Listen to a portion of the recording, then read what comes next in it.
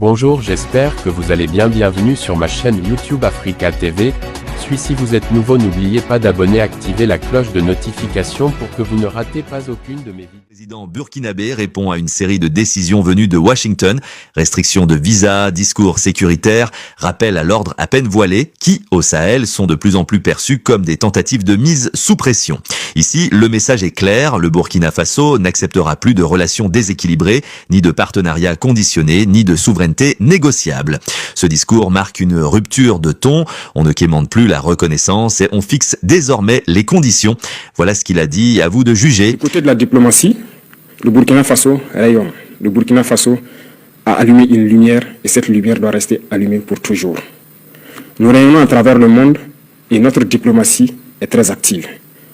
Des changements auront lieu certes pour réorganiser les dispositifs diplomatiques à travers le monde entier parce que la géopolitique nous l'impose et cette réorganisation a déjà commencé en 2025 avec un certain nombre de réajustements dans le traitement des diplomates, mais la réorganisation spatiale à travers le monde entier aura lieu en 2026. Nous allons rediriger notre diplomatie en fonction de la géopolitique actuelle qui vit notre pays.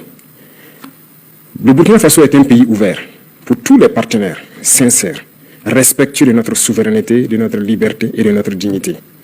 Mais le Burkina Faso ne permettra à qui que ce soit aucune puissance de pouvoir nous imposer ce qu'elle souhaite. Voilà pourquoi nous devons continuer partout où nous sommes à faire en sorte que le drapeau du Burkina Faso flotte avec dignité. Et ceci pour m'adresser à la diaspora que je félicite pour ses actes patriotiques qui continuent de faire rayonner l'image du Burkina Faso à l'extérieur, de continuer à rester patriotique et intègre. Parce que lorsqu'on parle du Burkinabé, nous devons entendre l'homme intègre, l'homme digne, et c'est ce que nous voulons au niveau de la diaspora. Et les encourager à travers donc l'organisation au niveau du Haut Conseil de Burkinabé de l'extérieur à revenir investir au Burkina Faso, leur patrie. Et nous leur ouvrons les portes et nous allons mettre tous les mécanismes en place pour qu'ils puissent revenir et investir de façon sécurisée. Au niveau confédéral, le Burkina Faso poursuit sa contribution au niveau de notre espace commun qu'est l'AES. 2025 a été une année où on nous a confié une lourde responsabilité de conduire la destinée de la Confédération. Nous avons pris cette responsabilité et nous avons promis de faire en sorte que l'AES rayonne à travers le monde entier. Et nous allons tenir notre parole et ceci, nous demandons à tous les Burkinabés de faire en sorte que cette mission qui nous a été confiée puisse être donc conduite avec succès.